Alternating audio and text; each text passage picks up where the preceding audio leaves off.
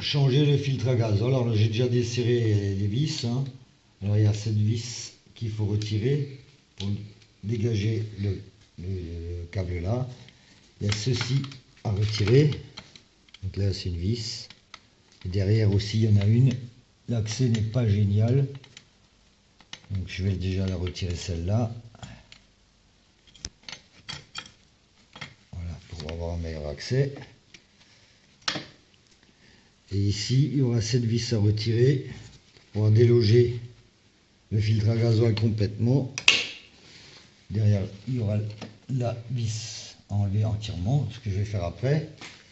Ici, pour retirer les durites d'arrivée et de sortie, il suffit de pincer les deux côtés là pour les retirer. Il y en a une derrière. Voilà, et vous tirez. Et ici, ça va être pareil. Avec la lampe à la main, c'est pas facile. Je vais le faire après. Et vous verrez que ça se retire. Donc, il faut pincer. Alors, je vais vous montrer comment le démonter, le filtre à gasoil. Donc, j'ai retiré cette vis. J'enlève le support. Je le mets complètement à l'arrière. Je n'ai pas enlevé complètement la vis à l'arrière parce que l'accessibilité n'est pas très facile. Donc je préfère la laisser dedans. Donc si on suffit de faire pivoter. Après pour voir mieux, j'ai démonté le cache, le filtre à air. Voilà, on voit mieux ce qui se passe. Donc le filtre à gasoil, j'ai débranché en passant les deux côtés, derrière aussi. J'ai mis les bouchons du nouveau filtre à gasoil dessus. Et pour le sortir, il faut le pivoter comme ceci sur le côté. Parce qu'il est clippé à l'arrière. Voilà, donc ça coince un petit peu. Je vais sortir derrière là le tuyau de vis de purge. Je vais le ressortir. On va le laisser. Parce qu'il y a encore un branchement électrique à débrancher.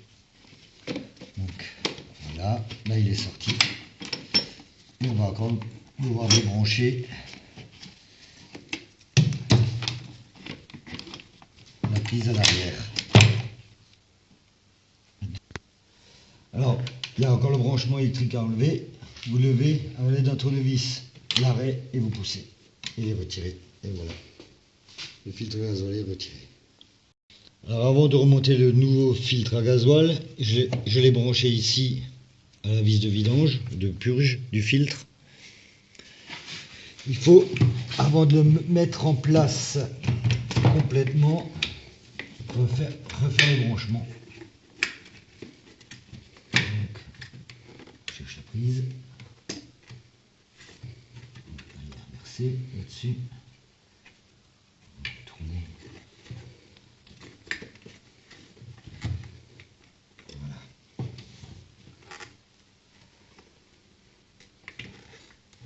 Jusqu'à ce que le clip est dedans. Voilà. La prise tient bien. Maintenant, on peut le remettre en place. Donc, derrière, vous avez un guide qu'il faut mettre en place et on pivote. Voilà. Vous l'avez en place.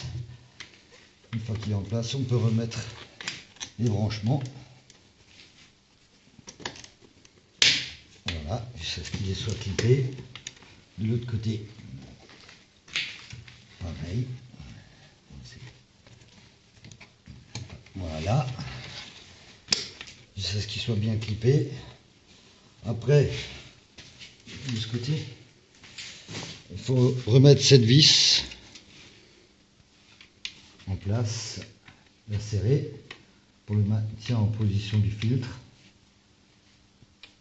Ici.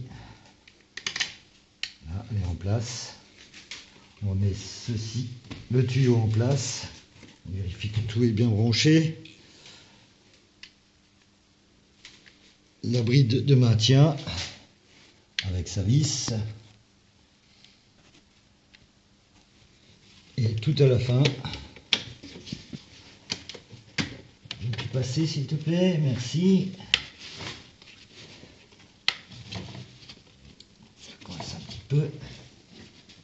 Normal. Donc il faudra que je desserre la vis pour pouvoir remettre en place, puisque le filtre est maintenant en place.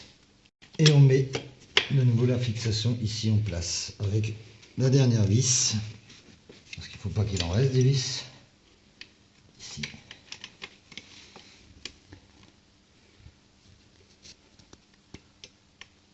Voilà. On va la mettre en place.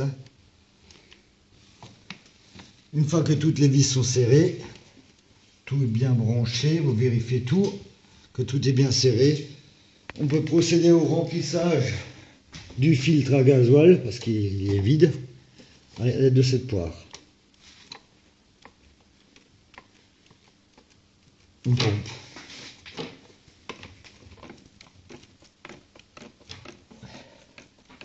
Et dès que la poire devient dure,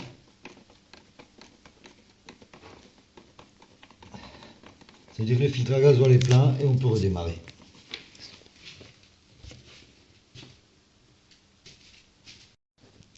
Alors pour réamorcer la pompe à gasoil, quand vous avez changé par exemple le filtre à gasoil ou tout le système, c'est très difficile à une 206 parce que souvent on pompe à vide, ici. Ici on pompe à vide et vous pouvez pomper des heures et des heures et des heures. Alors moi j'ai récupéré à la casse une poire.